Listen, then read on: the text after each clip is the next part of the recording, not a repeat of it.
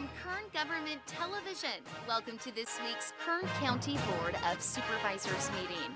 Originating from the County Administrative Center, located at 1115 Truxton Avenue in Bakersfield, California. Grounded in ideas, energy, and innovation, Kern County's vision is to be a driving force for the world's fifth largest economy. And our mission is to exceed expectations of the communities we serve, changing the way they feel about government, those who manage it, and the services it provides. Today's Kern County Board of Supervisors meeting will convene momentarily.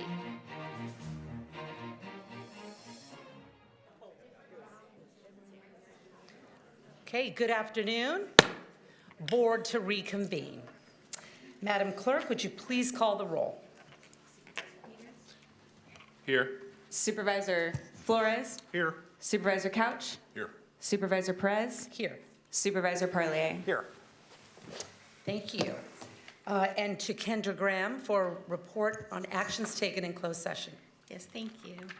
Good afternoon. Following your board's AM session this morning, your board met in closed session on items 43 through 45, and there were no reportable actions taken. Thank you, Kendra. We're going to move to the consent agenda. Consent matters are listed with a capital C, capital A, and these are matters that are considered routine and non-controversial by staff. And so we typically handle them in one motion so we don't keep the meeting till 10 o'clock tonight. But certainly if there are members of the public who would like to comment or have questions or don't find a matter routine, we want to hear from you. And at the conclusion of my reading of the consent matters, we'll have an opportunity to hear from you if necessary. Consent matters begin on page 2, and they include item 4 from page 2. On page 3, all items listed 5 through 8. On page 4, the first matter, item 9, has been withdrawn by the department, will not be considered today. But all other matters remaining, 10 through 14, will remain on consent. On page 5, all items listed, 15 to 21. On page 6, 22 to 25, as well as item 27. Item number 26, has been withdrawn. So that's why 22 and 25 through 25 remain, as well as 27. Again, item 26 withdrawn by the department. On page 7, items 29 through 34 and 36.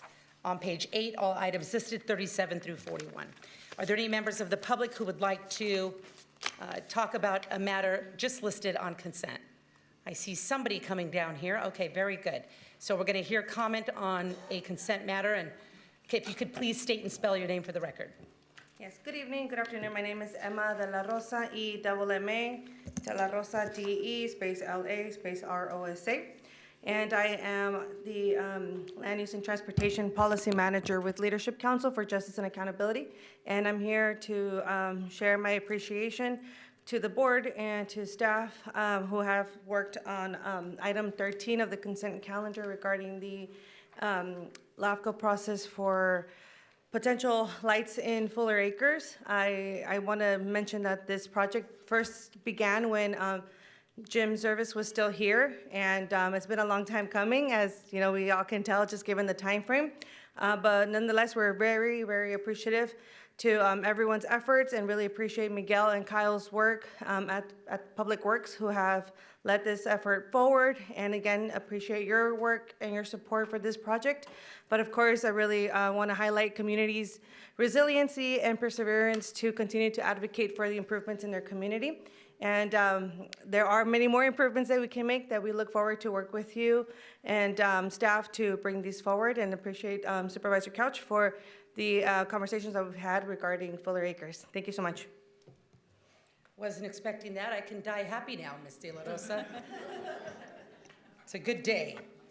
Okay, we're going to move on to proclamations and resolutions. Item number 1 is a resolution. Oh, excuse me. Forgive me. So as to consent, gentlemen, a motion, please. We have a motion, Supervisor Couch. Thank you. And a second, please cast your votes. The motion is approved. All ayes. Okay, motion carries. Moving to resolutions and proclamations. Item number 1 is a resolution honoring Lorelei Oviatt, Director of Planning and Natural Resources, upon her retirement with 30 years of dedicated service to the County of Kern. I'm going to make this presentation, so I'll make the motion. Second. We have a motion in 2 seconds, so please cast your votes.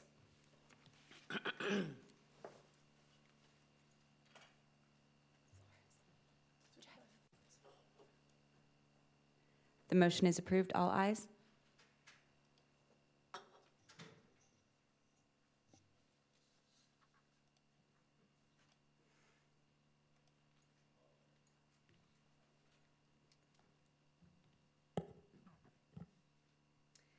If you polled Americans today, what they might say about what makes a righteous public servant would vary dramatically.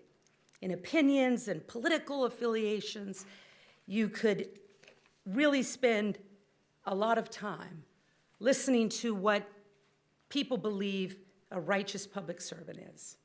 I feel compelled today to share with you what one of our great founders said about righteous public servant. Thomas Jefferson, when asked, what are the qualities of a great public servant?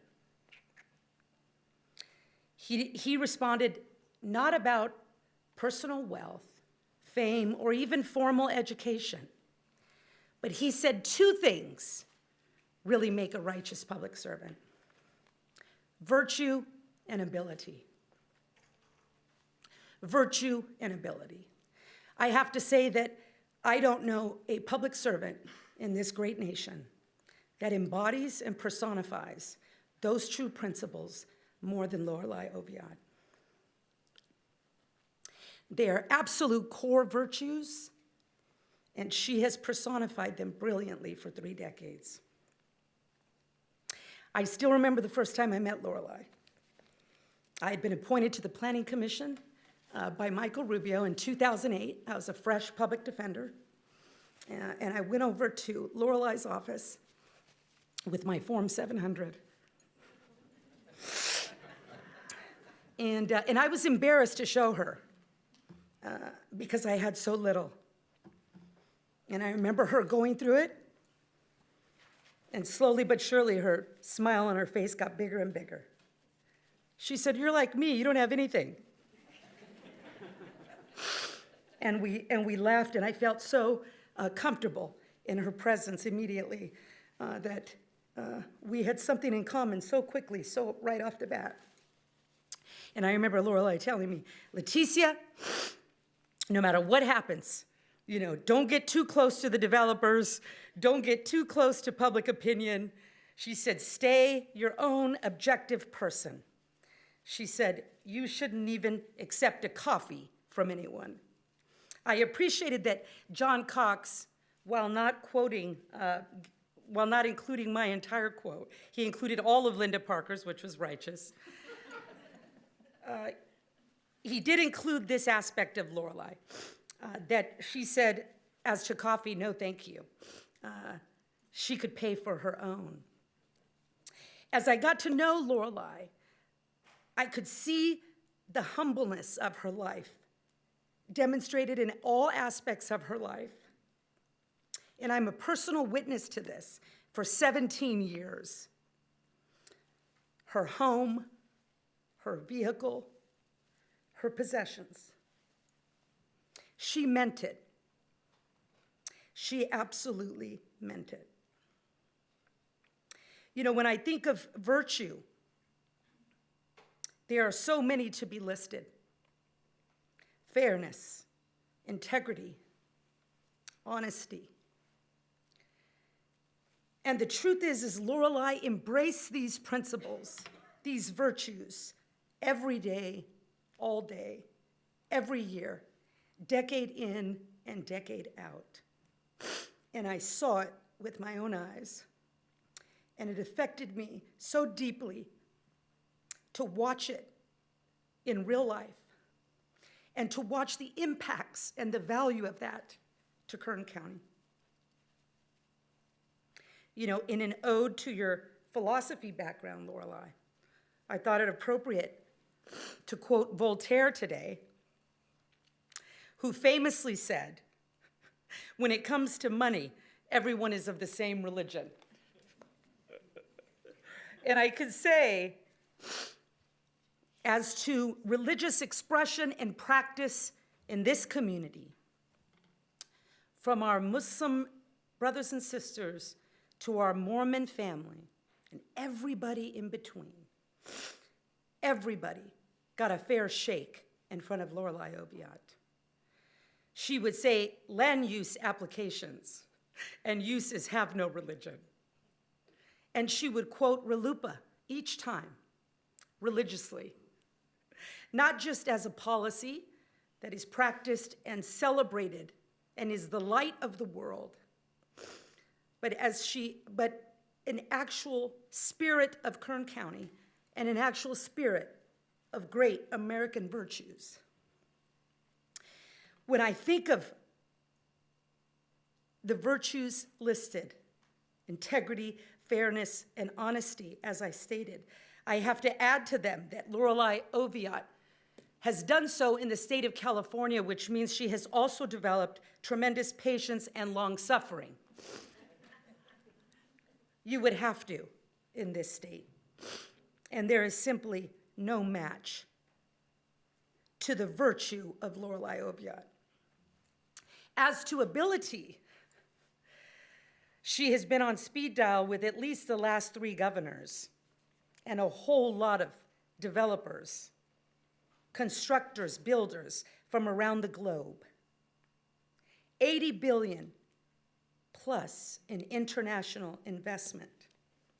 We would often joke about the Frenchmen or the Germans who would come into Kern County with their $10,000 suits and their fine leather shoes. They looked very sharp, and they had money to spend, Kathy Krause. And because of Lorelei Oviatt, they chose to spend it right here in Kern County. 70% of the state's oil and gas. And under Lorelei's leadership, sheer brilliance and ability, our renewables now rival those numbers. Permitted and soon to be online, we will be also 70% of California's renewables.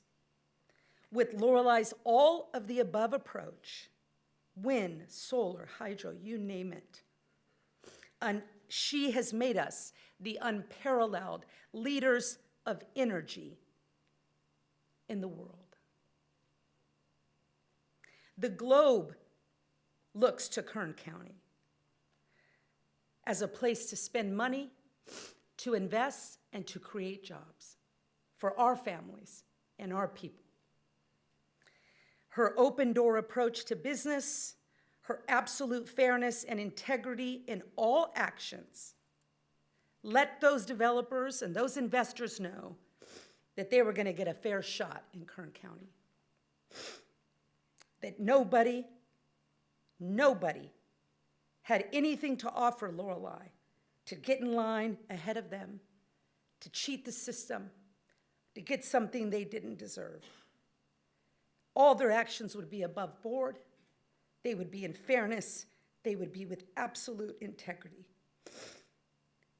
It is not possible to lead the globe the way Kern County leads today without such integrity and ability. Thomas Jefferson said it brilliantly. Virtue and ability was the combination of factors, the magic middle ground by which those who are watching all of your actions, watching where you live and what you drive and your possessions, whether you were somebody they could trust with their money, whether you were somebody they could trust with their hopes and dreams.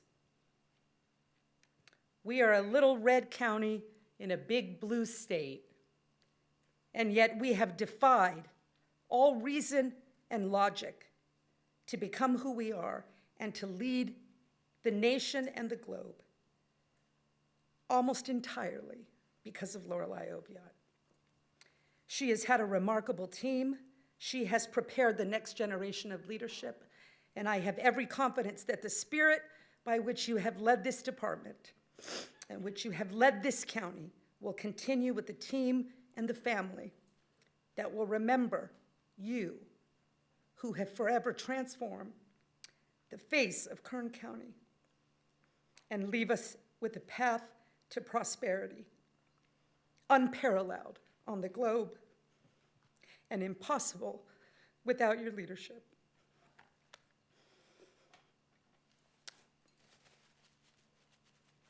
I promised you I'd keep it together, but it was harder than I thought. So today, as we honor and commend my friend, an unparalleled leader of virtue and ability, I have a few things to share with you.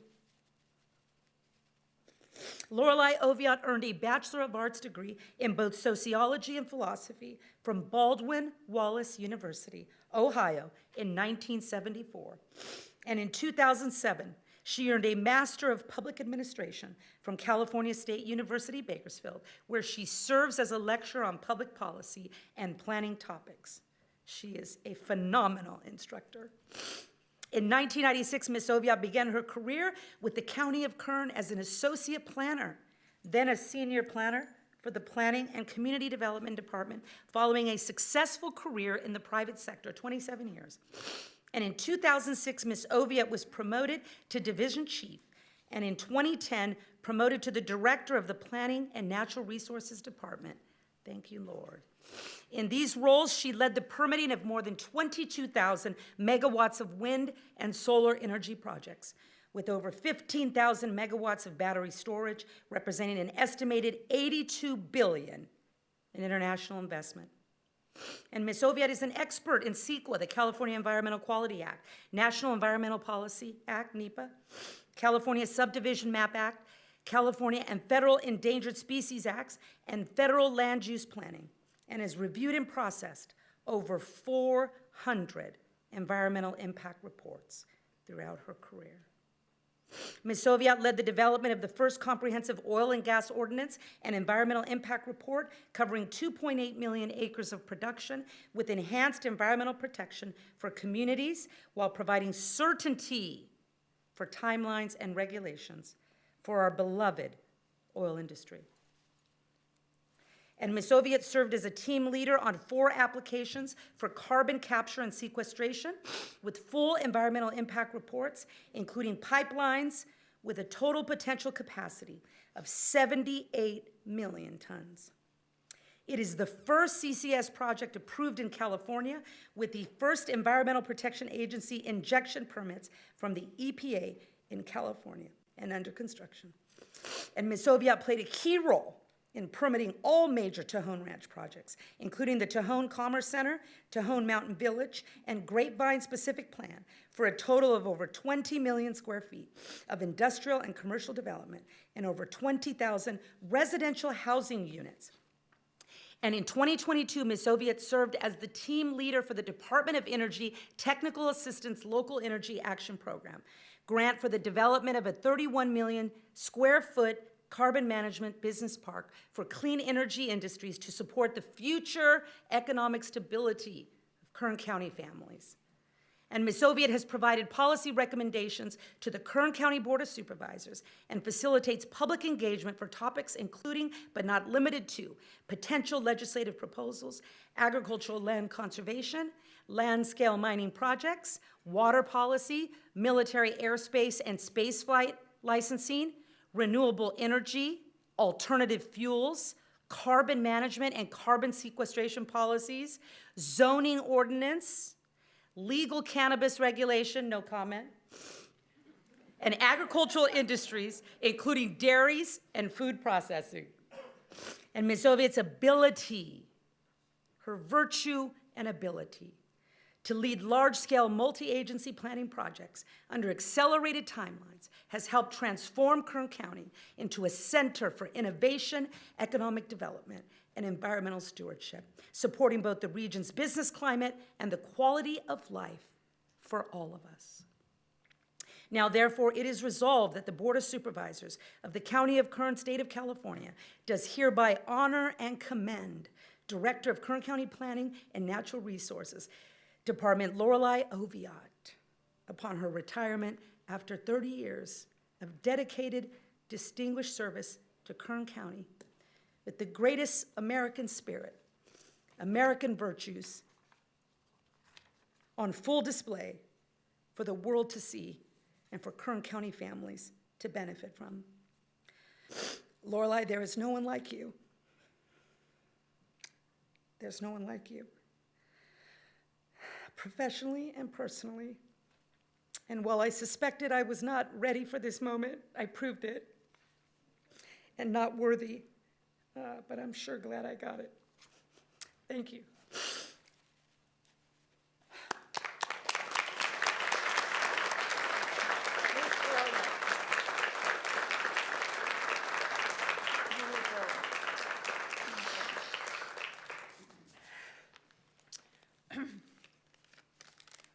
Well, I have a few people to thank, and I think I can do it in under 2 hours.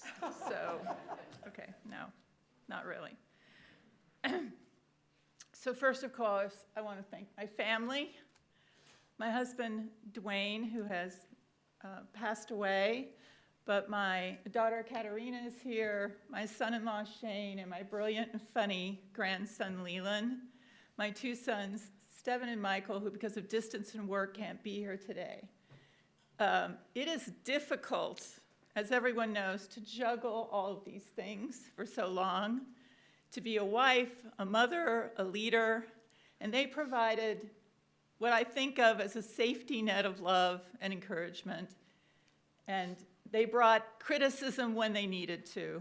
And, you know, I chose to continue to live in Eastern Kern, so there was also a commute in there that complicated life when the kids were little. And I just wanted to say that I could not do what I did without all of them. And although I appreciate all of that about me, it was a team. I want to thank Craig Murphy specifically, who for 20 years has kept me on the straight and narrow. He was a person we could bounce ideas back and forth, and I have complete confidence that he will be able to keep Kern County on a economic prosperity, which is what we have created here and where we're going. And I want to thank all the staff who's here. I know there's developers here who wonder if their work is actually being done, but I promise it is actually being done, and I appreciate that they all are in the trenches. The Planning and Natural Resource employees never say this isn't my job. They will go online and they will find out who in Kern County can help people. And they are a service of the highest degree. And I am so honored in that over the years, we have planners in every planning department in California. We are the farm team for planners. You come to Kern County to learn a wide variety of exciting things, and then you go to other places, if you're young, that you want to go, like San Francisco or Los Angeles. There is no planning department that doesn't have Kern County planners. And we like to think of them as also, maybe they're taking some Kern County thoughts and values into those other jurisdictions of California. I want to thank the business and development community, because at the end of the day, we are public servants, and I'm proud to say that. But we don't actually create anything. We are here to facilitate and manage the government system, and it is the developers who brought billions of dollars. And I want to thank them for meeting with me, saying nice things about me, saying bad things about me, but only in private, and actually working out. Let's work it out. Let's figure it out, so that we can actually have a prosperous economy. And for those businesses who didn't find a home here in Kern County, this is where you should be in California. Here, here. This is where you should be. And certainly I want to thank the board. All of you have been a support for me These have been really complicated issues that we are navigating. I want to thank you personally for your service. And I also want to thank all the boards that go all the way back to 1996. And I have been proud to work for each and every one of you. And I used to tell people, these are not Lorelei's good ideas. I am taking the board policy and interpreting it and finding ways to implement it and finding ways to enrich it. And lastly, I have been proud to work for the over 900,000 residents of Kern County. And this is where I always choke up. For those of you who disagreed with me, I just want you to know, I have read millions of comments, millions, I counted them up. And each and every one was important to me, whether you agreed with me or criticized or we went to court. I never just stepped over it. And it is part of our democracy that they are the deciders and I was the recommender. So I just want to thank you all. Obviously, this is a difficult, kind of a good thing and not so good a thing. I loved working here, and I want you to all know that I'm still in the fight. And I will still be working for Kern County, and I will still be working for our oil industry and our ag industry inside this complicated world of California. Thank you very much, everyone. I love you. Yeah, for sure. And I get to keep this,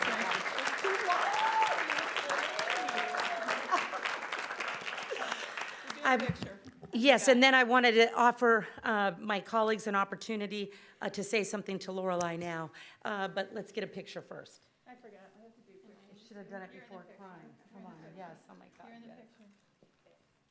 You know how I hate pictures. Oh, sorry.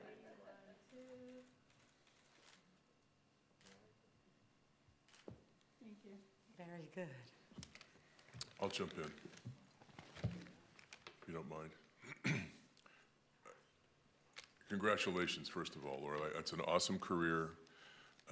You're an awesome person. You're going to be missed. You left.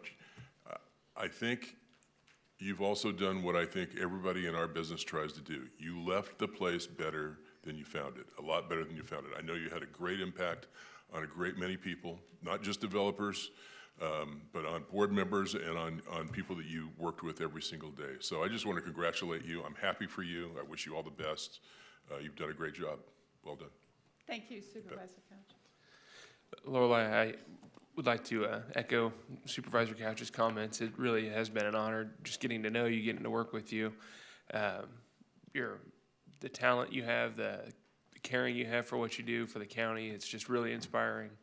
And I really appreciate just how invested you are in getting these projects done and helping people find solutions. I know Craig's going to do a great job, and I'm looking forward to working with him. I don't know if you've ever seen that movie Tombstone, where Yes. Wyatt Earp, he has to keep reminding people that he's retired because they That's keep right. offering him jobs. I have a feeling that's going to happen to you, so just stay strong. Yeah, I definitely channel. Enjoy your Wyatt, retirement. But not the ending. Yeah, there you Not the go. ending. Thank Well, you. have a great retirement, and congratulations on an incredible career. Thank you. Thank you. Thank you, Madam Chair. What an excellent speech and comments about our esteemed director. That really encapsulated the value and the record of you and your tenure here in Kern County. 30 years is an end of an era, and so you will be missed, but I know it's the beginning of retirement for you, and you're going to go back to the private sector, hopefully, and help the county still. I have to mention that John Cox did an excellent job of recapping your tenure here at the county, and it started with your work in the private sector in Antelope Valley. So you saw that side of the equation. You worked in construction, and it resonated with me. My father built a lot of homes in Antelope Valley and in Palmdale, Lancaster back in the 80s. So I made the connection with you. But more importantly, you brought that perspective to county government. You brought that perspective of the other side of doing business, and you never forgot about that. You had a level playing field. You listened to all stakeholders, not just one sector, but everyone. Whether it was 50 binders of an EIR or 2 pages of a staff report for an elementary planning issue, you gave it the same weight, the same gravitas, and the same responsibility. You never left sight of that.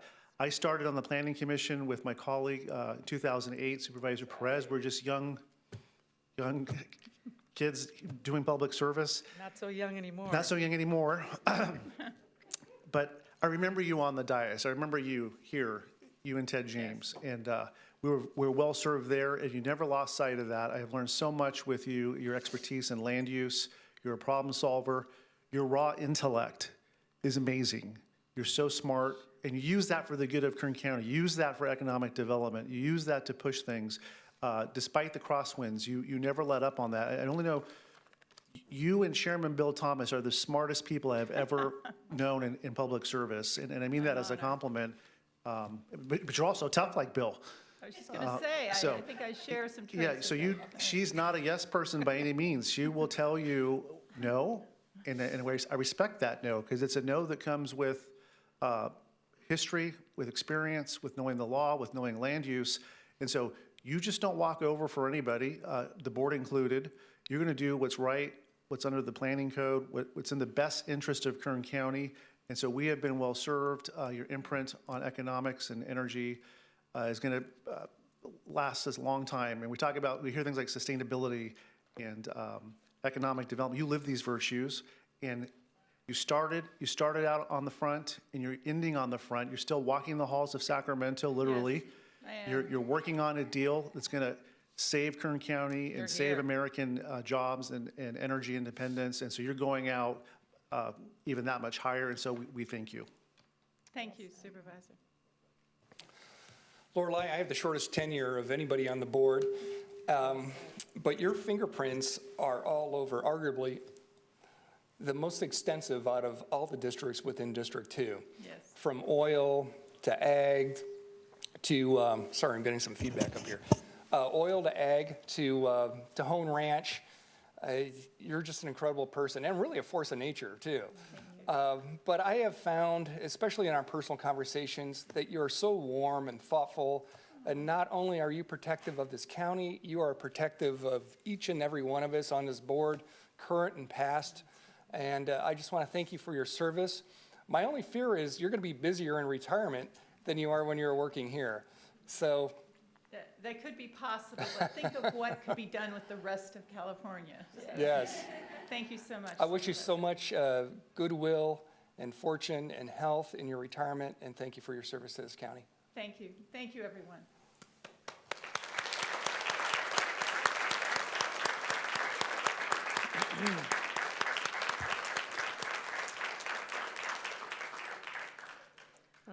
Lorelei was up at 3 a.m. this morning, as I have been all week, dreading this moment.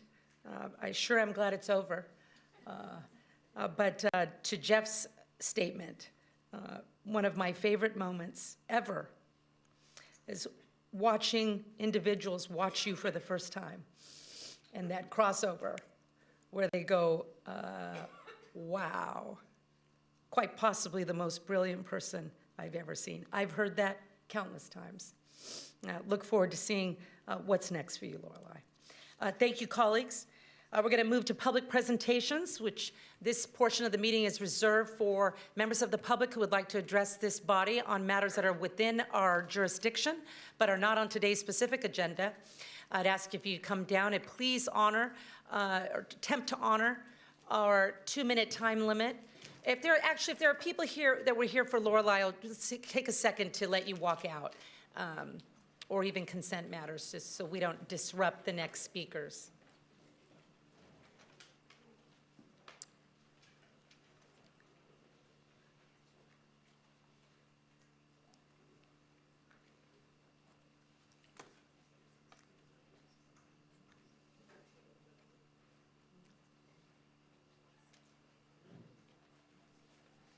Okay, thank you. Once again, we'd ask that you please honor, at least give it your best shot. We ask you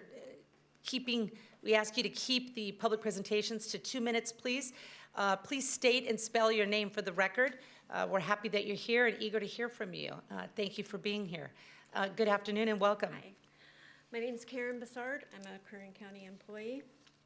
Recently, an employee submitted a catastrophic leave form. While determining their eligibility, both the counties and the department's human resources stated that employee must use their personal floating holiday in order to qualify for CAT leave. If this information was correct, using holidays including winter recess would qualify to be used in lieu of sick leave and other leaves. Per SEIU Local 521's current MOU, the personal holiday cannot be used in lieu of sick leave. Holidays are not accrued, and as such, do not fall under vacation, sick leave, comp time out, and paid time off reward, and are not based on the hours worked to earn it, and cannot be used in lieu of sick leave. Per Kern County Policy and Administrative Procedures Manual, an employee is eligible for catastrophic leave with other requirements, which include after the employee has exhausted all accrued paid time off. Civil service rules, employees shall exhaust all accrued sick leave to the maximum extent permitted. Employees may be entitled to use any other accrued leave balances. Please rectify this immediately by reinstating the employee's personal holiday, as using an employee's personal holiday for catastrophic leave is a violation of both SEIU Local 521's MOU, county policy, and civil service rules. Thank you. Thank you, Ms. Bassard. Anyone else like to address the board? Now is the time to do so. Good afternoon and welcome. Hi. My name is Mitchell Nakahiki from Boron. Could you spell that, sir? That one sounds like it's going to be hard for us to spell. Nakaaahiki. My goodness, it's beautiful. And Mitchell, 1 L. Did you get the name? Okay, excellent.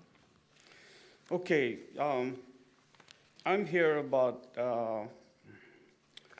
we had a grant in 2023 I'd say about $22 million to get some of the work done at our Bowen Park. Well, we got some things done, but some things is still, I'm hoping it's at the works. But when we heard that we didn't have enough funds to get it done, so we were wondering, I was wondering where the rest of the money was at. And this, what I'm talking about, is the $600,000 that was supposed to be put for the splash pad. The money went up. I was told that it was up to about $1.4 million. So the decision was we couldn't start the splash pad. So my question was, what happened to the $600,000? So what we wanted to do is forget about the splash pad and let's rebuild our Little League, our snack bar, and we also got our equipment room that is damaged also. I have a couple of pictures here anyway, but before I keep going, I want to start on something first. I started doing volunteer work, and my first work was coaching Little League. In 1982, our snack bar is still the same. It's still there, it's still the same, but it's not in very good shape. I don't think, this past year, we couldn't have anybody walk upstairs because of the roof was in really bad shape. So what I'm gonna say is that I coached in '82, and I have a picture of our basketball court at the park. That park was built in 1948, October 30th, 1948. So Sir, I'm now, going to have to ask you to wrap it up. I'm really sorry. okay, okay, anyway, I just want to know where the $600,000 is at, because I want to use that money to fix our snack bar and our equipment room. Understood. Thank you, Yes. sir, for being here. I'm certain the supervisor that is in your district will be in touch with you. Thank you for being here. Thank you. Supervisor Parlier? Are there any others in the audience that want to talk on this topic for boron? Yes.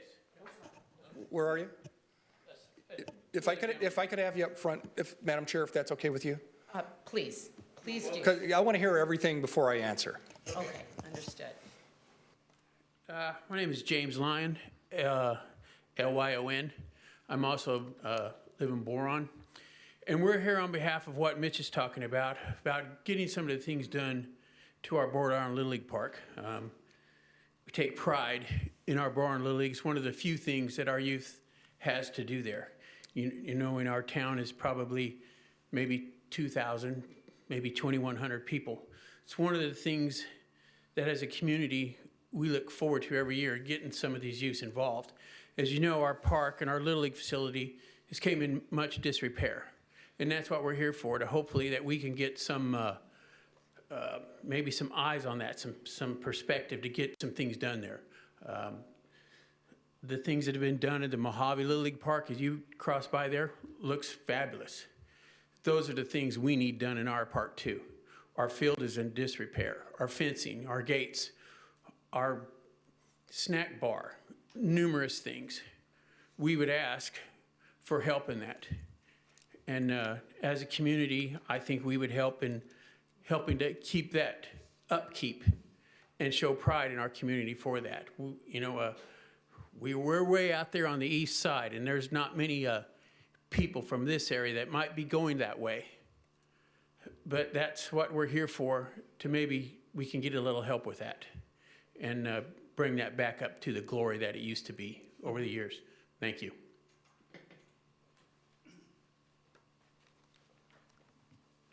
Hello, my name is Jerry Gallegos, Gallegos. Welcome. Gallegos. Two things. First of all, I want to thank every one of you district supervisors. A few years ago, you guys voted to make a donation of $5,000 towards swimming pool in Boron. Thank you so much. We raised $500,000. That's all that was left for our kids in Boron is a brand new pool. Thanks to Rio Tinto, they did a big help. Secondly of all, I'm here wanting to know who we can talk to. We did a 1-cent sales tax for unincorporated people in Kern County, and we're part of that. It was Boron.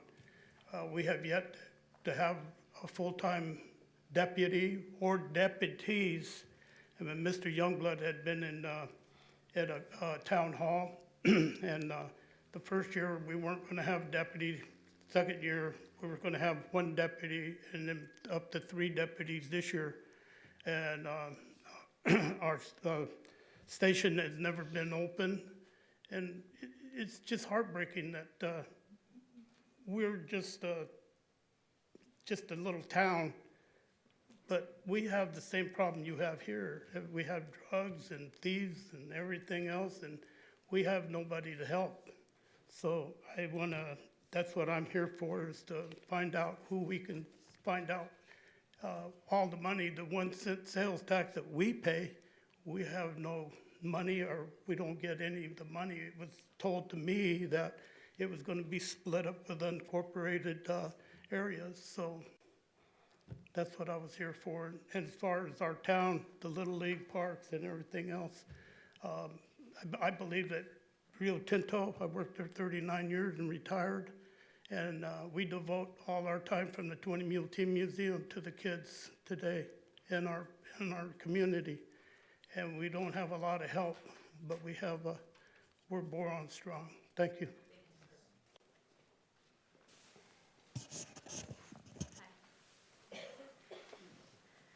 Hi. Welcome. Good afternoon. I'm Megan Pater, P-A-T-E-R. I am the Executive Director of East Kern County Community Foundation, and we I would like to first off thank everybody, thank this board here for the actual programs that we do have for housing and the health that we have, the MEDI and Rural Heal collaboratives. That these efforts matter and they're noticed. I want to talk about just the gaps in East Kern of what is happening in Boron and what's happening in other smaller rural towns, even smaller than Boron, that don't have any representatives talking for them. Pretty much there's abandoned buildings and there's a lot of blight. There's a lot of there's no medical access. We are losing our employees at the one medical place that we have in Boron. They're leaving for better paying jobs, and we are left with a nurse practitioner, and she's running the place by herself at this point. And we have no access to like prescriptions. We can't. I think something's opening now in California City, but that's going to be our closest thing. If they don't cover, if your insurance doesn't cover that particular pharmacy, then that people aren't having access to that. So that's kind of what I'm wondering is what can we do? What can we do to help you facilitate that for us? And that's all. Thank you so much. We will respond to you. Okay, is that it? Anybody else? Good afternoon. Good afternoon, welcome. Hi, my name is Penny Martinez, Penny, Martinez with a Z. I'm the co-location coordinator for the Wreaths Across America Day on December 13th at the Bakersfield National Cemetery, where we honor every veteran interred there with a wreath or a menorah. As you may recall, when we came before you at this time last year, there was a real concern that we were going to come up short with wreaths. However, the Bakersfield community responded magnificently to our plea of help, and they donated more than the 7,600 wreaths that we needed. The grave of every veteran interred at the Bakersfield National Cemetery was honored, and the wreaths remained in place for a full month, so it was a beautiful, poignant sight throughout the holiday season. Our community was so incredibly generous, in fact, that it allowed us to bank 1,421 wreaths for this year. We have exactly 2,264 wreaths in hand, but we still have a significant need. We must secure 5,336 wreaths, so we're kicking off our summertime wreath sponsoring event, and we need our Board of Supervisors' help to make it a success. Here's what we are asking our veteran-loving community to do. It costs only $17 to sponsor a wreath. And you may do so by going online to wreathsacrossamerica.org. That's wreathsacrossamerica.org. Type the Bakersfield National Cemetery location in the site's search engine. Select a favorite local sponsorship group like the Civil Air Patrol or the Bakersfield Police Department and order your wreaths. Then mark your calendars for December 13th and plan to join us on the day's opening ceremony at 9 a.m. and help us lay wreaths on the grave sites of those who served. Thank you. Thank you, Ms. Martinez. Supervisor Parley, do you want to speak now or after this next speaker? Oh, I have. Well, looks like the same thing. Okay, please. Hi, my name is Mary Lee Schreider. That's Maryllee, Schreider, Schrider. Along with Penny, I am co-location coordinator for Wreaths Across America Day. And along with Penny, with the event information that Penny just shared with you, we have an announcement about the future of the Wreaths Across America event, or at least the local one. When Penny and I volunteered 3 years ago to coordinate this wonderful day, our goal was to get the wreath count back up to pre-COVID days to ensure that every veteran interred at the Bakersfield National Cemetery was honored. And that goal was met these past 2 years, and we expect to meet it again this year thanks to the patriotism and generosity of the Kern County community. Also, when we volunteered, we agreed to commit to 2 to 3 years as coordinators, and for that and other reasons, this year's event will be the last for Penny and I, which means we are on the hunt for local individuals or organizations who would like to take over the coordination of this worthy event. Every second Saturday in December, more than 2 million volunteers and supporters gather to remember, honor, and teach at 4,900 national cemeteries and other participating locations in all 50 states at sea and abroad. Kern County has hosted a Wreaths Across America event at the National Cemetery every December since its beginnings, and for many local families, it's a poignant kickoff to their holiday celebrations. We very much want to see this event continue. So, if anyone or any organization is interested in taking on this opportunity to honor our veterans, you may visit wreathsacrossamerica.org, type in the Bakersfield location in the site search engine, and scroll down and you'll find the contact numbers for Penny and myself at the bottom of the page, and we can certainly give you all the information you need to make a decision. And if you do consider it, never fear, Penny and I will be there to walk you through all the particulars. Thank you so much. Thank you very much for what you do. Supervisor Parlier. First off, Penny, Michael Herrera is in the back there. He's my chief of staff. Yes. Please drop off your information for him. As a veteran myself, I'd be happy to support. And anyway, connect with Michael back there, please. Thank you, sir. Now, regarding boron, Jerry, I think you were out there, and I think a couple of others were there too, in the community meeting that was held, 7-8 weeks ago, approximately? Yeah, so anyway, we talked about a lot of great stuff. First off, the $600,000. I'm sorry, when I came into office, there was no $600,000. It wasn't there. There was no grant. There was no nothing. The $600,000 maybe had been promised by a previous administration, but there was no $600,000. But what we talked about is doing a lot of great things with that park. And starting off with the community center, there was a plugged sewer line that made the facility really unrentable because of that backup that happened to the sewer line.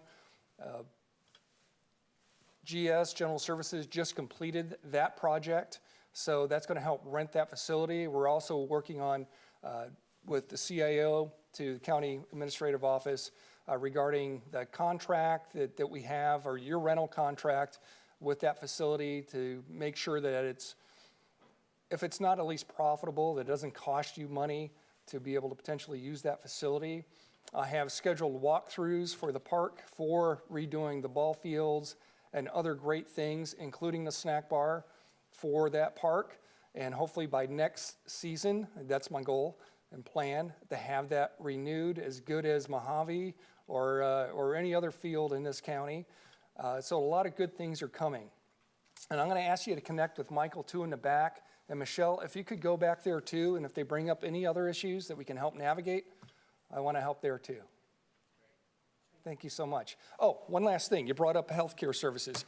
East Kern Healthcare District are actively working to try and get healthcare. It's not only a concern for District 2, it's a concern for District 1, 2, and we are trying to navigate that problem also, because any business that wants to go out there, Pacific Steel is a prime example, 400 new employees are going to be coming to East Kern, and they need healthcare services. On the law enforcement front, I was out there with the sheriff and undersheriff about 3 weeks ago in East Kern, talking about law enforcement issues in that area. I am funding essentially 15 flock cameras. If you're not familiar with the flock system, it's a force multiplier for law enforcement. So those are all going to be in East Kern, and it's going to be a great system. That's going to be in our August budget, I believe. And I'm also working on potential for drones for fire and sheriff for East Kern also. Thank you so much. Great response. Supervisor Parley, do you think we can get them an answer about the $600,000? What happened to it? There is no $600,000, Madam Chair. Or how it was spent, or what? There where it went? was no money. I see. Yeah. Okay. Thank you so Yeah. much. Okay. Are there any other members of the public who would like to come forward and provide comment to this body? Good afternoon. Good afternoon. My name is Diana Mireles. Hi, I'm Diana. a community organizer with Center Race, Poverty, and Environment. I just want to bring up that next week is the budget hearing, and unfortunately, CRP and the members of the residents, they are not able to come. But I want to just whichever is the decision that you made on the road improvements, infrastructure, because it's very important for the residents. We want to thank you. Like I said, every budget meeting we are here and to let you guys know what important is the community, but this time is. But thank you for all the time. Thank you for listening to the residents. Every penny it counts. Every little sidewalks, anything it helps and is very, very important for them. So thank you. And that's it. It's all that I want to say. Like, thank you for Public Works. Thank you for the supervisors. Thank you, the CAOs, because you always be able to meet with the residents. It's not just the organization, it's that to listen to the residents. So thank you. Thank you, Deanna. Nice to see you. Any other members of the public would like to comment at this time? Okay, we're going to move to board member announcements or reports. Supervisor Parley, you did such a gracious, really incredibly gracious act to two of our supervisors who apparently are, pretty close, not in age, but in birth date. And so would you like to mention those things? Yes. So let's turn the mic on here. So let's start with David. You were birthday boy on Thursday, is that correct? Sunday. Okay. And Supervisor Peters, my friend Philip and David, his birthday is today. So I just want to wish him a very happy birthday. Thank you very much, Chris. I sure appreciate it. They're twins. They're twins. You can see the resemblance. Yeah, I can see it. Yeah, it works. It works. Happy birthday, gentlemen. Thank you. And during comments, I have one other statement too. Okay. Sure. Any other board member announcements or reports? Okay, Supervisor Parlier. Madam Chair, I'd like to close this meeting in recognition of Ronald E. Oren, just a wonderful community member for the city of Taft that recently passed.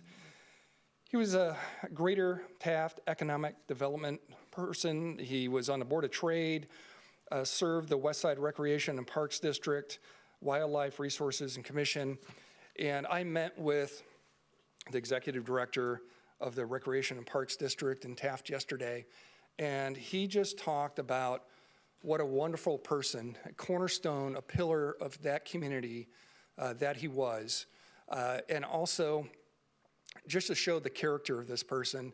He knew that his life was coming to a close, and he talked to the director out there and said, look, if you want to get somebody else to fill in for my position, then I'll give you recommendations, essentially. And the decision was made that, no, we're going to ride this train till the end with you. You serve this community so well.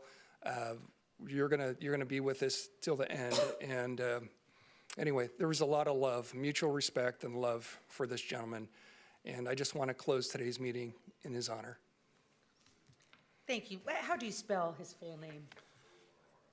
Orrin. Yeah. And his wonderful. And I just want to mention, too, his wonderful wife, Kathy, runs the Chamber of Commerce there, and she's a wonderful woman, too, and I'm very deeply sorry for her loss also.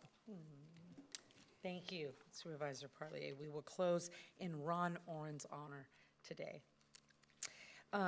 Moving on to our agenda items today, we're going to move to item number 28, which is a public hearing pursuant to the requirements of Assembly Bill 2561 to report the status of job vacancies, recruitment, and retention efforts for fiscal year 25-26. I see our staff is in place and ready to go. The floor is yours. Just wait till the presentation comes up real quick, if Okay. you don't mind. And please identify yourself. Yeah. Good afternoon, Madam Chair, members of the board. My name is Tracy Eldridge. I'm the Chief Human Resources Officer. And this afternoon, we're going to talk about AB 2561, the vacancy hearing. So Assembly Bill 2561 requires Millis-Brown Act agencies to report the status of job vacancies, recruitment, and retention efforts during the public hearing before the governing board at least once per fiscal year. Vacancies are reported within a single bargaining unit, and if the vacancy rate meets or exceeds 20% of the total number of authorized full-time positions, the public agency shall provide the following information during the public hearing: the total number of vacancies within the bargaining unit, the total number of applicants for the vacant positions within the bargaining unit, the average number of days to complete the hiring process from when the position is posted, and opportunities to improve compensation or other working conditions. Total allocated permanent position for Service Employees International Union Local 521, SEIU, are 6,051, with total vacancies at 793, resulting in a total percentage vacancy rate of 13.11%. The only SEIU assigned budget unit with a vacancy rate above the AB 2561 guideline of 20% is Bargaining Unit J, the SEIU Criminal Justice Unit, which has a vacancy rate of 100%. This bargaining unit is unique, containing a single classification, the Sheriff Aircraft Pilot. When vacant, obviously as presently now, the bargaining unit reflects 100% vacancy. Human Resources and the Sheriff's Office have engaged in collaborative efforts since May 11th of 2023 to actively recruit for this hard-to-fill position. To date, 12 names have been certified to the department for consideration. 7 candidates were non-select, 2 declined invitation to interview, 2 requested to be listed as inactive on the eligible list, and 1 declined to interview but asked to stay active on the eligible list. This position has been posted on a variety of job boards, including Handshake, LinkedIn, CalJobs, Government Jobs, as well as the county and the Sheriff's Office career page and social media. Human Resources also recently visited the California Aeronautical University to establish a partnership in hiring for all county pilot classifications. Human Resources staff also attended 2 targeted career expos in 2025, and the Sheriff's Office and Human Resources will continue to recruit this fall and will currently researching options to identify and target specific career paths to attract candidates with a minimum qualification. This classification salary is within market, and we do not suggest an increase at this time. However, that may change. Vacancies in the are within new classification created within the last 6 months. Recruitment for these positions was completed on July 15th, after the July 1st date utilized for vacancy reporting. 28 positions were allocated, with 7 vacancies as of July 1st. HR received 83 applications, 22 names certified, with 72 days to complete the necessary hiring process. This hiring process includes the background and the employee employment and physical as well. At present, offers are pending with hire dates in late August. Upon completion of the onboarding process, the new hires result in a 0 vacancy rate and account for normal attrition. Kern Law Enforcement, Bargaining Unit 8, there were 16 vacant promotional sergeant positions with names referred and pending hire. In total, 27 applications were received and 16 names were certified to the department, with a total of 67 days to complete the hiring process. Human Resources is currently working with the Sheriff's Office to modify the examination component to facilitate the widening of the applicant pool and shorten the timeline for recruitment. Once promotions are completed on August 23rd of 2025, the vacancy rate will decline and just account for normal attrition. Lastly, the Kern County Prosecutors Association has held a vacancy rate around 18% over the last 4 years. Currently, there are 90 allocated positions with 25 vacancies and 36 applicants with 31 names certified to the department, with 57 names to complete the process. Human Resources and the District Attorney are working together to increase the application pool and lower the vacancy rates. Our efforts have included offering a hiring bonus, creating a statewide campaign to reach candidates that have recently passed the bar exam, and sending targeted information via social and mail to higher education institutions, professors, and recent criminal justice graduates. Additionally, the district attorney hires potential attorneys during their last year of study in the law clerk position, which serves as a feeder position into the district attorney's applicant pool. On a weekly basis, Human Resources staff review the applicant pool and refers on a flow basis those applicants who have obtained their bar license. And then just this afternoon on the consent items, you approved the new MOU for the Kern County Prosecutors Association, which included a 6% salary increase, so thank you for that.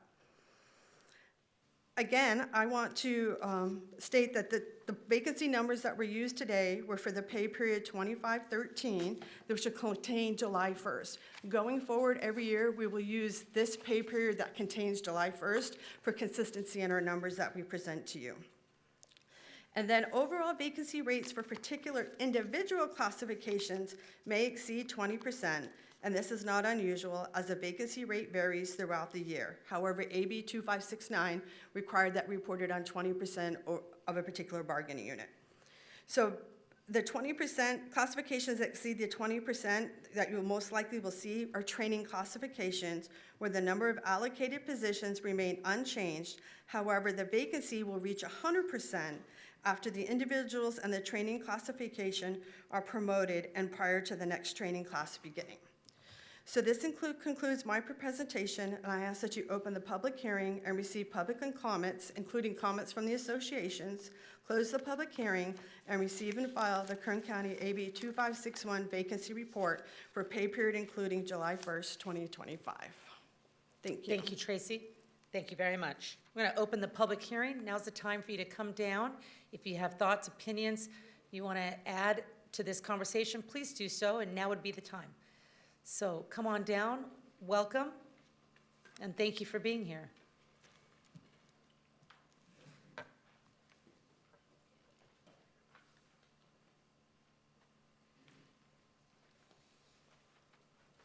Good afternoon, Board. How are you? Good afternoon. Welcome. My name is Ian Payne, P-A-Y-N-E. For far too long, I work for Public Works, and I'm a proud SEIU member. For far too long, Kern County taxpayers have been forced to put up with the public speaking is not my thing. So, have put up with the deteriorating county highways, dangerously understaffed 911 call centers, unacceptable rates of homelessness, and death rates in suicide and opiate overdose, as well as death rates of children, as we saw this morning, where abuse has been reported that are nearly 3 times the statewide average. A careful analysis of the county's official financials have nearly 3 times the statewide averages, Although residents of Kern County have brought these problems to the attention of the Board of Supervisors for years, the practice continues to be unabated. Also, the only reasonable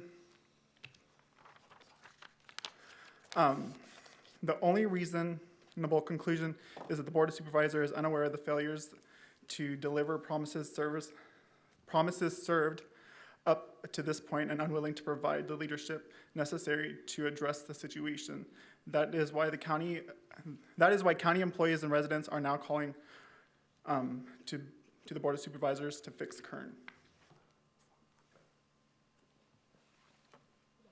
Okay, and then these are for you guys. So it's a document of our findings.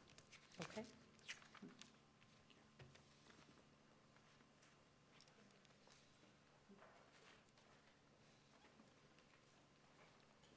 Good afternoon. My name is Rosario Romero. I'm a DHS supervisor. I've been with the county for 24 years. I'm also trustee for SEIU 521 Region 5. I'm here to continue this. Kern County employees have told the Board of Supervisors that they are understaffed. There are not enough fully trained, qualified employees to provide the level of service that county taxpayers expect. County financial reports show a consistent pattern of spending far less than budgeted across nearly all departments year after year. Since payroll accounts for by far the largest share of county expenditures, this can only happen because the county spends less on employees than has been budgeted. This is the result of a combination of widespread short staffing and high turnover. The county pays new employees less than more experienced employees. So the county's high turnover lowers county costs. Unfortunately for county residents, high turnover often means lower quality and less efficient service, as there is a long learning curve for many critical jobs. Excessive turnover also diminishes the productivity of senior employees who must spend time training and double-checking the work of new hires instead of being able to focus on their regular assignments. A few examples illustrate a widespread problem of understaffing, and turnover in critical positions. Chronic understaffing and high turnover contribute directly to the neglect of public safety and health detailed later in this report. In the months since this report was last updated, all 10 classifications that were listed as examples remain seriously understaffed, and the staffing levels for 4 of these have actually gotten worse, including 3 in Public Works Department, as you can see in the graphs. For many positions, Kern's pay rates are not at the level required to attract and retain qualified employees. While Kern County does not compare pay rates with those offered by the private sector in neighboring Los Angeles County, the fact of the matter is that more and more workers are leaving for better paying, less stressful jobs, in many cases telecommuting from their homes in Kern County. For county taxpayers, this means that they aren't getting the level of service they should. The county's administrators have reported extensively on the county's recruiting and retention issues, but the Board of Supervisors refuse to authorize the pay increases needed to address the problem, as you can see in the appendixes. Rather than use taxpayer dollars, including hundreds of millions they have received from the state and federal government, the Board of Supervisors has put over $878 million into restricted funds. These funds, largely sourced from the state and federal government, have grown by over $474 million over the last 4 years reported. And you can see all that in the chart below. Page Now- 3, page 3. Yeah, it's all there. And this is not the first time that we've issued this. We're just highlighting again with everything that's going on. Page 4, I'm gonna go over, I'm gonna call attention to some of the retention and recruitment issues that were highlighted in the CAO's mid-year status report that was released on February 20th, 2025. So on page 20, the report on child support services shows a projected underspend of $4.967 million for salaries and benefits. In the notes, the report states the department has not been able to fill positions as quickly as anticipated, but remains committed to working with human resources to fill all funded and vacant positions. On page 38, the report on Public Works shows a projected underspend of $5.268 million for salaries and benefits. In the notes, the report states salaries and benefits costs are projected to be lower than the budgeted due to the higher than planned vacancies. Reduced personnel expenditures will also result in similar reductions to reimbursement revenue. The failure to recruit and retain qualified staff is actually hurting county revenue. The report goes on to say, although estimated personnel expenditures are lower than budgeted, total staffing levels are consistent with recent fiscal years, so there is no relative reduction in service levels anticipated. This statement completely ignores the fact that the Public Works Department has been understaffed for years, a major factor in the poor maintenance of Kern County roads. On page 19, the report acknowledges that the District Attorney's Forensic Services Department hopes to hire up to 3 criminalists and 2 forensic lab technicians in the second half of the year. This is a tactic of admission of the fact that currently there are only 18 criminalists and 7 forensic lab technicians, despite the fact that the budget calls for 21 and 9 respectively. From page 4 of the report, we are making progress filling hard to recruit positions, especially in the Sheriff's Office and the Department of Human Services. The Human Resource Division will continue to address the unique challenges of every department. The Human Resources Division in working persistently to enhance recruitment efforts, including enhancing the candidate experience with more active communication throughout the hiring process, highlighting careers and employees via social media, and leveraging the power of existing employees and labor organizations to actively seek new hires. In the Kern, let me see. I'm going to go down to number 2 in the Kern Behavioral Health and Recovery Services Annual Update Plan for year 2024 to 2025, the following points are made on page 8. Kern BHRS experienced workforce challenges in 2023 with high rates of turnover and fewer applicants for vacancies across professional and non-professional job classifications. Then on page 129, one barrier to the program was operating the ACT, Assertive Community Treatment Team, without a fully staffed team, staff moving on to other professional opportunities and left the team short-staffed. Then on page 133, the TAY, which is the Transition Age Youth Team, did not hire a new individual placement support IPS staff to help with employment opportunities for the youth because of little interest. On page 136, staffing shortage has created a substantial barrier for seniors to access services from the Kern BHRS WISE, Wellness Independence, and Senior Enrichment Team. And on page 311, the minimum staffing has created a substantial barrier for seniors to access services from Kern BHRS WISE team. On page 228, in reference to the crisis hotline, staffing has been an ongoing challenge. We are looking to hire additional staff to handle the current and future call, text, chat volume. On page 298, staffing challenges experienced by Kern BHRS and contract providers resulted in extended periods of vacancy in multiple re-engagement positions. On page 300, in reference to the suicide prevention outreach and education team, not having enough staff to participate in all community outreach events has been a challenge. On page 382, with reference to the early psychosis intervention program, the primary challenge to the program has been staffing.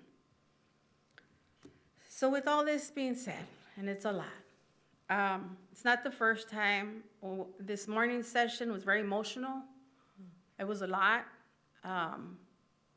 We all need to work as a team and try to, I mean, you guys are in a hard spot. We're all in a hard spot with the jobs that we do, but we really need to fix Kern. We really need to figure out a way to get the staffing done.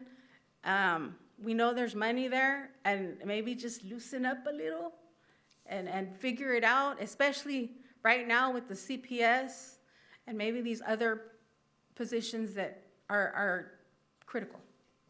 That's all I ask. Thank you. Thank you, ma'am. And thank you for what you do for Kern County. Thank you. Appreciate you very much. Do we have other speakers? Oh, sorry, Supervisor Parlier, I just saw you punched in. Sir? That is if we don't have another speaker. Are there any other speakers on this matter? Okay, we're going to close the, oh, looks like we have one more. Hello, I'm Kern County firefighter Jesse Waldowski with Kern County Firefighters Local 1301. I just wanted to come up and say briefly, I'm in support of Tracy's statement and the information that she put. She was very informative with her presentation to our union, so I thank you for that. Thank you, That's all I Jess. have. Thank you. Appreciate you. Supervisor Parlier. Thank you so much. Thank you, Jesse. So a couple of things. One with the last comments before Jesse, and I've heard this before, and going off their paperwork, page 3, restricted funds, over $800 million. Can we come back at budget or some other forum and just kind of drill down on that a little bit? I hear those, monies aren't there, they're not available, they've been spent or allocated in years past, but yeah, people still come to us and say those monies are available. If we could just have a clarification, I'd sure appreciate it. Yeah, that would be nice. Supervisor Parlier, through the chair, I believe our assistant CAO, Elsa Martinez, can speak to that now if you'd like, to Wonderful. some extent.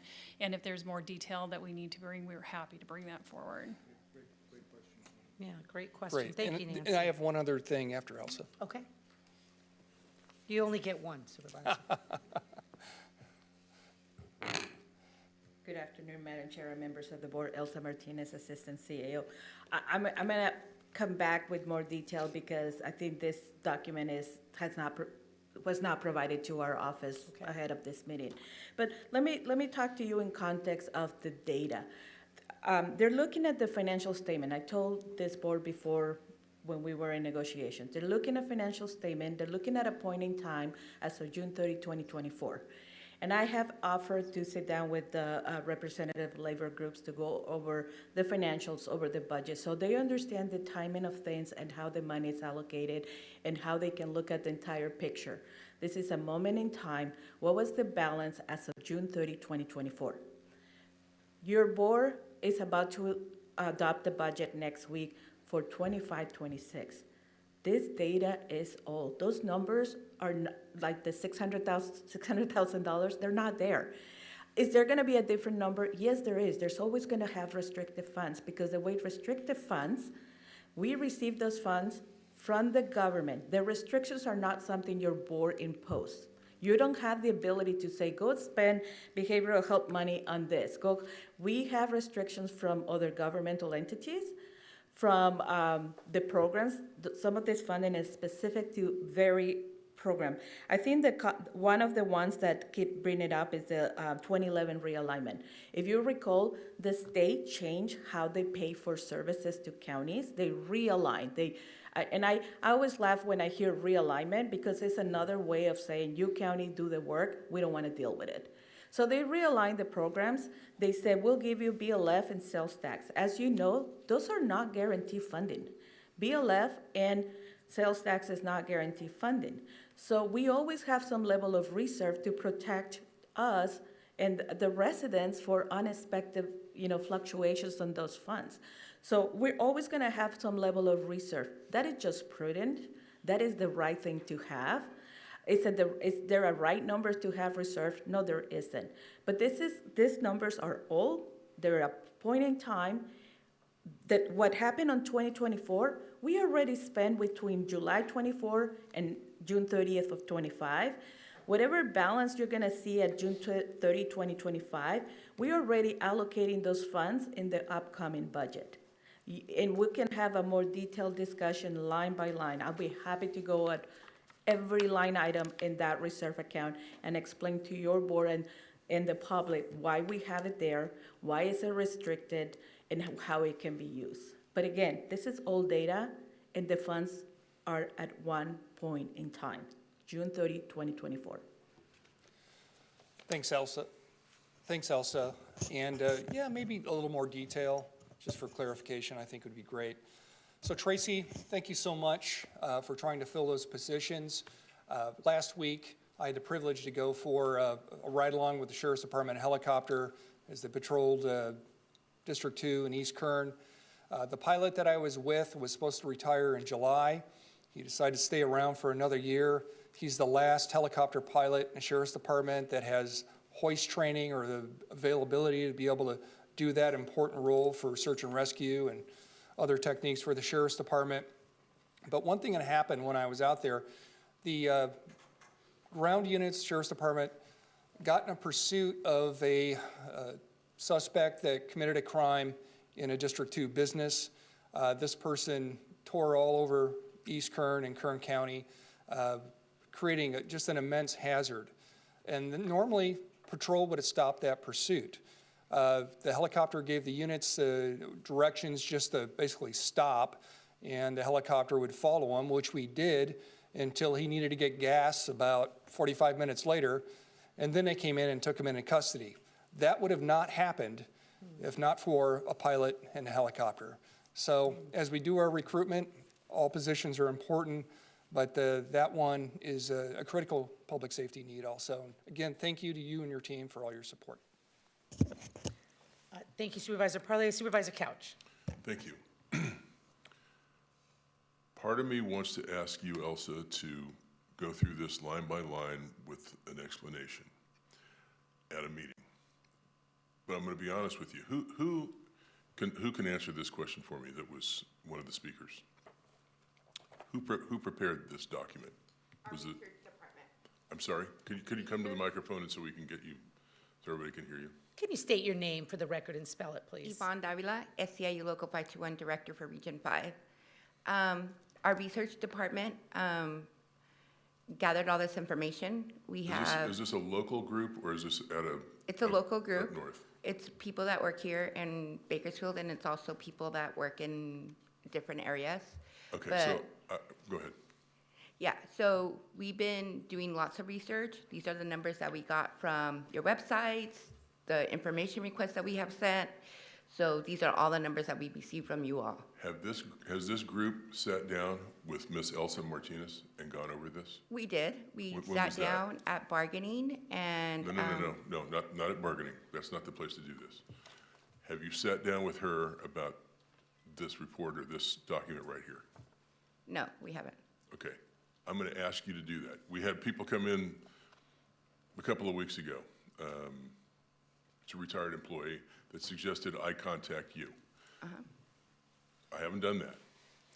But I don't think you all have contacted the right person on our staff either to go through this. And I'm not trying to be critical, I'm just going to lay it out for you the way I see it. Every time we ask our staff to go through the differences that we seem to be having with SEIU, there's no one in the room from SEIU to listen to it. You know So what? I need you guys to sit with her and talk this through before we talk about it in public, because I think you'll both gain something from that. I'm not asking you to waste your time. I think it would be productive. Okay. After we meet with her and we still disagree, then who do we meet with at the board? So It's just a question. let's not assume that you're going to disagree. What's the Well, question? Who do we talk to after that? Do we come back here? Do we meet with you all? And when you come back here, I'm going to ask her to go through this line by line. Okay. And say, this is where you all disagree with her, this is where she disagrees with you. Okay, awesome. Thank you. Thanks. Yeah. Okay, Supervisor Thank you, Flores? Supervisor. I really encourage that also because this is like the 10th time that we've gone through the explanation of unrestricted versus restricted. So one, either there's a fundamental lack of understanding of what that means, or there's a purposeful ignoring of what that means. But we can have this discussion today, last week, months ago, in the future, but unrestricted is unrestricted. For some reason, that's not cascading down into understanding. Do we understand that unrestricted is unrestricted, that it's tied to something? Or do you still think it's discretionary from our board? Are you asking us? Rhetorical. No, I think it's part of the direction to our staff to help us craft I the mean, how many conversation. times are we going to explain it? Okay. Thank you, Supervisor Flores. Are there any members of the public? I mean, it is left? getting late. Okay. I'm going to close the public hearing portion. Return to the board. We've already heard some passionate remarks.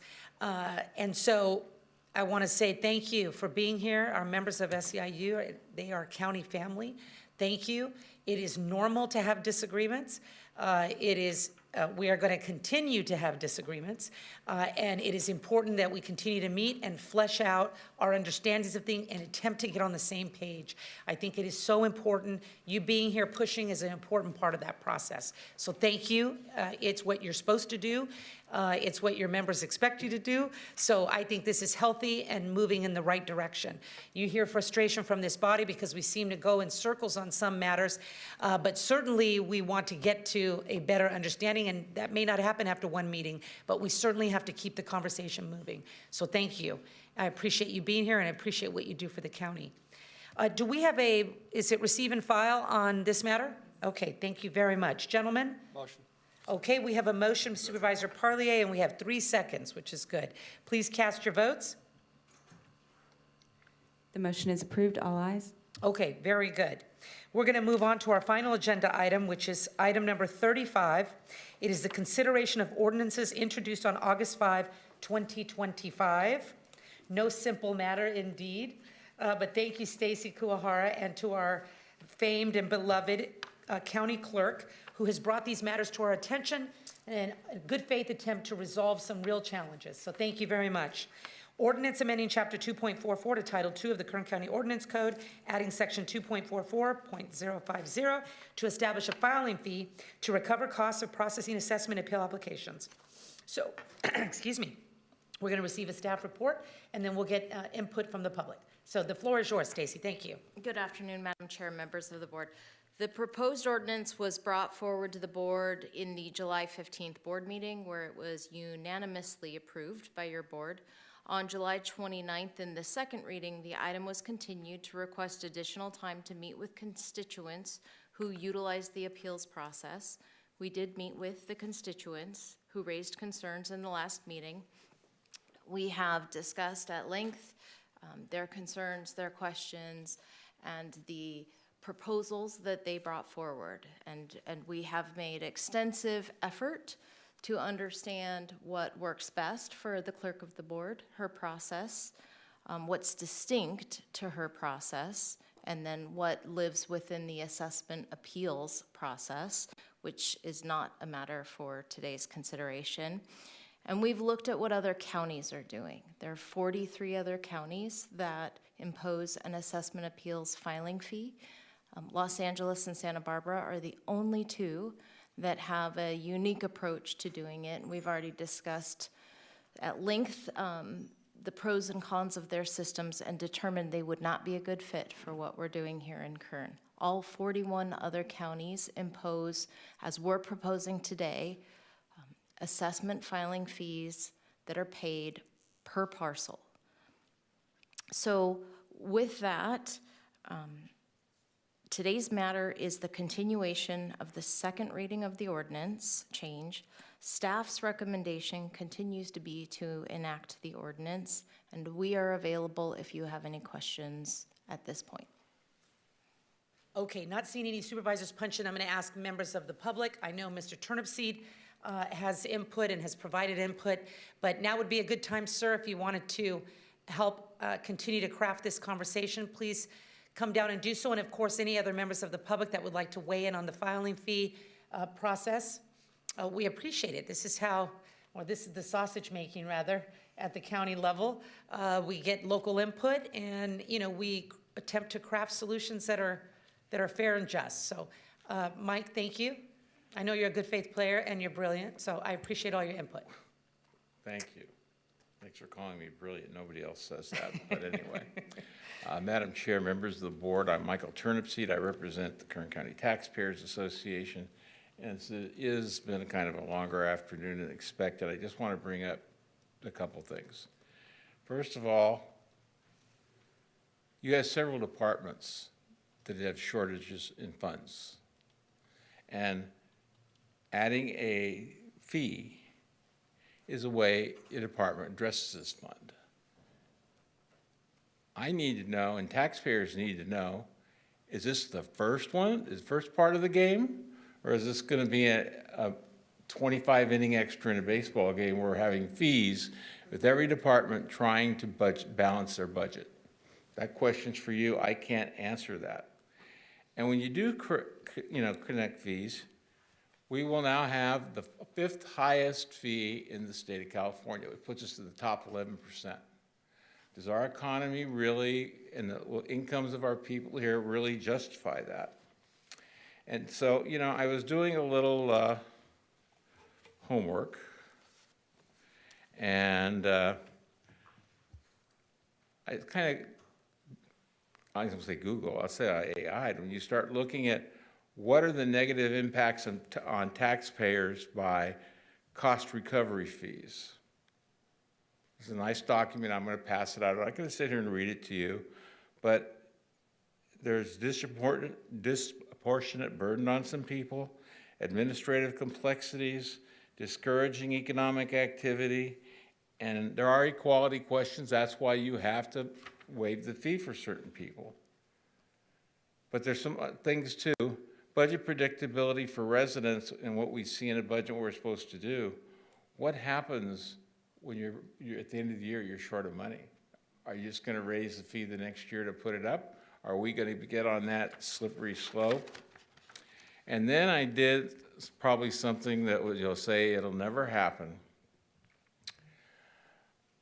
I did an AI model, worked on it, and I asked the question, what would cost recovery fees look like for the Kern County Fire Department? I don't think you want to see the numbers. I'll just give them to you and you can read it and look through it, but it isn't cheap. So as we face tough economic decisions, are we just going to continue to add fees on taxpayers who already think they're overtaxed? Do you have any questions? If not, they can answer more from a process. My board chairman, Tim Rushing, is here today. He's been filling out tax appeals for over 20 years. He knows the game. He files in, I think, 6 different counties. So he can tell you, if you have any questions for him, he's available to come down and answer your questions if you have any questions about this issue. If there's not any questions, then thank you for your time. Thank you, Mike. Appreciate you. I see Supervisor Parlier has punched in. Your thoughts? So, Michael, I seconded David's or Supervisor Couch's motion last time, just to extend the time to give more opportunity for you to communicate with staff and talk about their position and your position too. You know, I don't think this is about, balancing any budgets or anything. I really think this boils down to frivolous issues and filings that they've dealt with for an extended period of time. And I think this one's, fairly clear, even though you may disagree. And again, I have a lot of respect for Kern Tax and everything you do for the community and your members. But with that said, I'm going to make a motion to approve staff recommendation. Can I have a response? Yes. Well, I guess you look at the frivolous things that happen. That's part of, like, there are people that do that. I'm sure there's other ways that can address that problem in a screening process. But this would be like, okay, some guy steps off the curb, walks in front of a car, gets hit.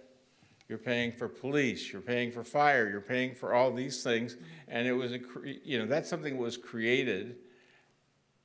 It costs money. So how do you determine what gets a fee for service, like an ambulance run, or somebody's house when their house burns down when they started the fire?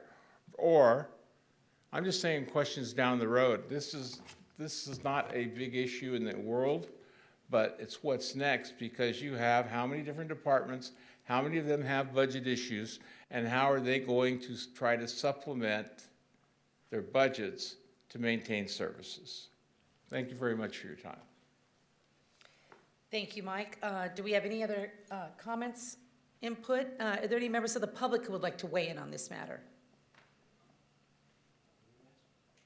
Okay, it looks like we have a motion by Supervisor Parlier. Waiting to hear from my colleagues. Not all at once, please. Can I call? Oh, Supervisor Flores. Yeah, thanks. Are we on the third reading now? Is this the third? Technically, it's the second reading. It So was a second reading. continuation. of Okay, the second reading, but the third time before our board. Correct. Well, I just want to thank staff's treatment, and thanks for the extra time, like Supervisor Parlier said, for people to convene and come up with ideas. I haven't heard anything new. I don't pass fees frivolously or lightheartedly, but this is a cost capture, and there is a log jam, and I've talked to assessors, not the assessor, but assessors in the office, who thinks that this would help with efficiencies. And once that's established, those that have merit can actually see the light of day and get a timely response. I think the whole system would be improved. So that's just a few thoughts. And then also, what was the number and percentage of the actual cases that actually come to hearing? Wasn't it very, very small? Supervisor Flores, through the chair, I believe last year it was. 2? Not even 2%. 2%? Okay. Correct. I don't have that immediately available, but it was so small that it didn't even show up on our graph. Okay, because that's my recollection too. There was a very small number. And so where I'm going with this is that I am hopeful that will continue, that this kind of informal review process and avoiding it going to hearing altogether, that it'll be worked out by the assessor or by the applicants. And what I'm hearing is oftentimes it gets worked out favorably in the applicant's favor. And so I think if we free up more space, we can even boost those numbers, so to speak. I'm hearing things about Rio Tinto, not just today, but months ago with tariffs and what have you, and people have got real pressing applications. That's the 6th or 7th largest taxpayer in the county. So we've got to focus on the things that really matter, not hundreds of frivolous filings that gum up the system. And so that does a disservice to the taxpayer. That is a disservice for those who want to hear their application and have really strong arguments and have merit. So I don't go into this lightly. I'm going into this as helping the taxpayer, helping those with real applications that have merit and need to be heard in a formal setting. And so I will support Supervisor Parlay's motion. Okay, we have a motion and a second. Do we have any desired input from my remaining colleagues? Sorry, I'm sorry. I'm sorry, what? I didn't mean to interrupt you, sorry. Can I close one more thing? Please, So Supervisor also, I don't want to limit idea generation and potential improvements. If we want to come back, if there's something, if we find that panacea that does help improve it, I'm willing to take another look at it also.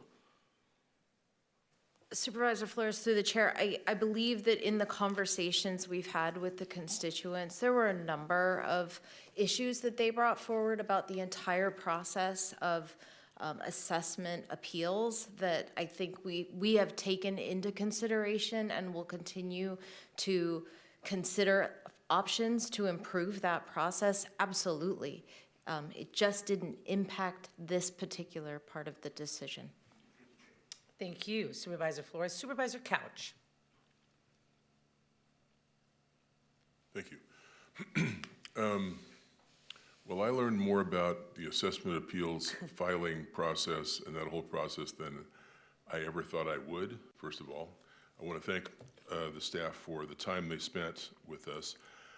I was hopeful that we would find something, but this is one of those ones where you really have to kind of get down to the minutia, which I'm willing to do. The good news or the bad news depends on if you're the payor or the payee this year is I don't think we're going to see a dime of this revenue because it's going to take 60 days for this to go. I shouldn't say we're not going to see a dime. We might see a few bucks. It takes 60 days for this to go into effect, and many appeals have already been filed or will be filed in the next 60 days when people find out about this. So we're not going to know the impact of this until probably next year, which gives us time to figure out if we can skin the cat a little bit differently, which perhaps we can, and I'm committed to working on that. So I'm going to support the motion, but I was just very hesitant, since we haven't had a fee for an assessment appeals ever, but I recognize the rationale behind having one to cut down on the frivolous ones and clear up the system so that we can take care of the legitimate appeals more effectively and expeditiously. I get it. It makes some sense. I think there might be a better way to do it, but there are a lot of, even though it's only the clerk, we do have to take into account the assessor's office somewhat because they have to interface a little bit in preparing for hearings and sending out notices and that sort of thing. So I learned a lot about it already. I think I'm going to learn a little bit more about it, and I hope to come back with a better, another recommendation, maybe maybe next year. Thank you. Thank you, Supervisor Couch. It looks like we have, I have a staff north. Have you? Yes, Please. thank you. Supervisor Couch, through the chair, I just wanted to clarify that if the ordinance is enacted, it goes into effect 30 days after, not 60. So I just wanted to make that clear for anybody listening. Thank you for telling me that. I thought it was 60. Thank you. Thank you for the clarification, and thank you for your work on this, Stacy. It's really been tedious, and you've put in countless hours. I really appreciate you. It's nice to have your mind on these things. You're really excellent. Kathy, thank you for your expertise, your institutional knowledge here, and your heart. You are so righteous by the county and by the public. You're a good faith and fair actor 100% of the time. I really appreciate you. Thank you. Okay, we have a motion and a second. Please cast your votes. The motion is approved. All ayes. Okay, we are going to return August 26th, but I'm going to ask Supervisor Parlier to submit his motion to close in Mr. Oren's memory. Motion, Madam Chair. Thank you. We are adjourned.